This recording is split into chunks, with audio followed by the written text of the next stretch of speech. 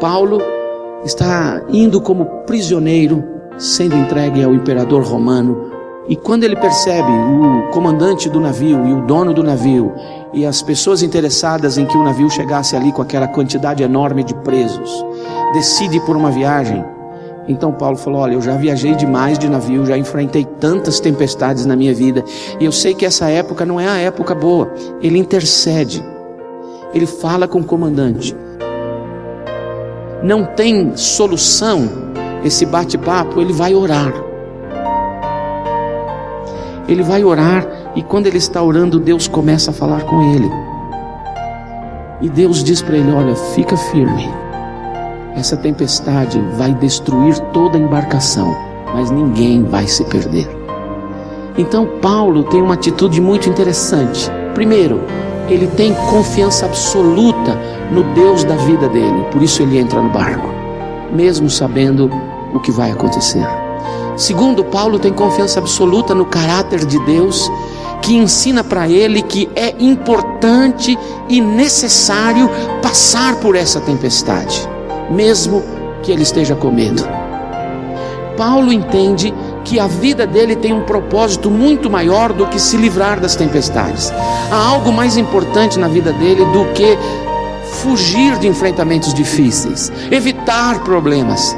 Há algo muito mais importante na vida dele, que é: eu existo para que Jesus se torne conhecido. E se eu estou entrando nesse barco com estes prisioneiros, nessa hora, com esta situação anunciada pelo homem do tempo lá do céu, então eu entendo que eu tenho que entrar, porque a minha vida só tem sentido se ela for usada por Deus, para que através de minha vida o nome de Jesus se torne conhecido. E se for preciso entrar nesse barco, eu entrarei e enfrentarei. E ele entra no barco, a tempestade vem, o povo fica desesperado, começa a gritar.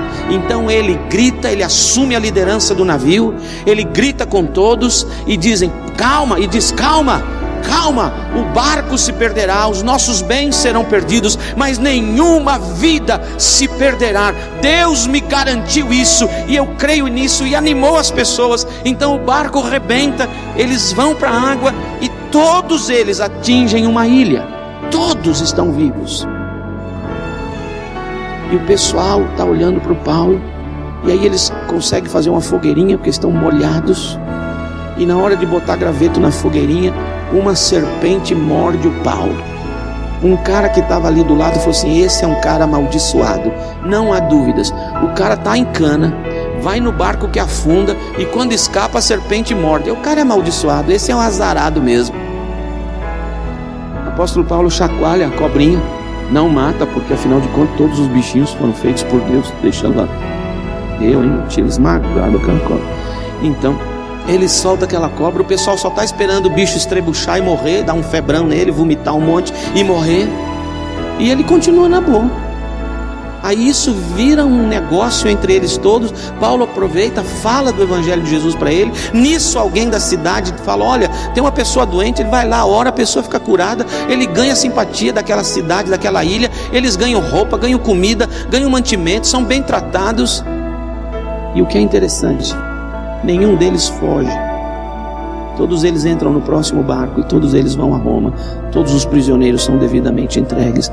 E o testemunho de Paulo foi para toda aquela gente. Sabe o que aconteceu com aquela tempestade? Paulo entendia que aquele sofrimento coletivo seria a melhor coisa para Deus fazer, a fim de que todos percebessem, todos, um ao outro, e a dor de todos fosse a dor de um, e a dor de um fosse a dor de todos. Você já reparou que às vezes você está num lugar que não conhece ninguém, mas se o lugar corre perigo, todo mundo vira gente? E ali, aquele povo todo tem uma grande oportunidade, por causa da dor, de ouvir a mensagem de Jesus. O que a tempestade fez com Paulo? O tornou mais cheio de fé, mais cheio de confiança, de que não há nada na nossa vida que está acontecendo, acontecerá, que Deus não tem um plano e um propósito maravilhoso. O que eu devo fazer diante das tempestades que sempre mudarão a minha vida? Se para melhor ou para pior dependerá de mim, perguntar: Deus, não estou entendendo, eu gostaria de ser livre do enfrentamento dessa tempestade, não estou entendendo nada que está acontecendo, mas agora eu te peço, o que eu devo fazer? Como eu devo me comportar? O que o Senhor quer ensinar para mim a seu respeito? Me ensina. E o que o Senhor quer que eu faça nessa circunstância? Me deixa saber e me ajuda a fazer, porque eu quero te conhecer melhor e te servir melhor, servindo outras pessoas. As tempestades sempre virão. De onde? Nem sempre sei. Mas uma coisa sei, elas sempre mudarão a minha vida. Se para melhor ou para pior, dependerá da minha atitude diante de Deus e diante das pessoas para as quais, no meio das quais, Deus tem me colocado.